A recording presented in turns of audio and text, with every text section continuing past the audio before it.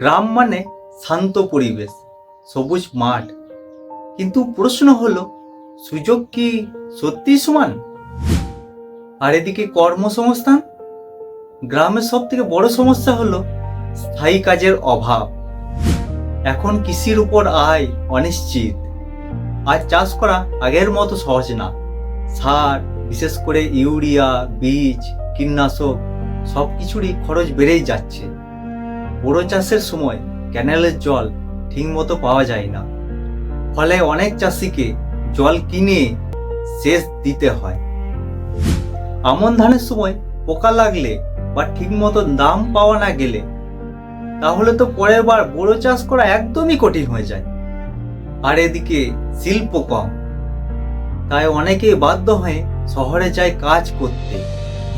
হ্যাঁ, সরকারি স্কুল আছে, কাঠামোও আছে, কিন্তু কিছু কিছু স্কুলে টিচারদের ফোকাস কমে যাচ্ছে। পড়াশোনার মান ঠিকমতো বজায় থাকছে না, ফলে যারা পারে তারা প্রাইভেট স্কুলে যায়, আর যারা পারে না তারা পিছিয়ে পড়ে যায়। এখানেই তৈরি হয় বৈষম্য। আর উন্নত চিকিৎসা পেতে শহরে যেতে হয়। ডিজিটাল সুযোগ সীমিত, অর্থাৎ সুযোগের দিক থেকে গ্রাম এখনো পিছিয়ে। হ্যাঁ, গ্রাম খারাপ না, কিন্তু যদি শিক্ষা, কাজ, স্বাস্থ্য সব ক্ষেত্রে ভালোভাবে উন্নতি না হয় তাহলে ব্যবধান বাড়তেই থাকবে। উন্নয়ন তখনই বাস্তব যখন গ্রামও সমান সুযোগ পাবে। ধন্যবাদ।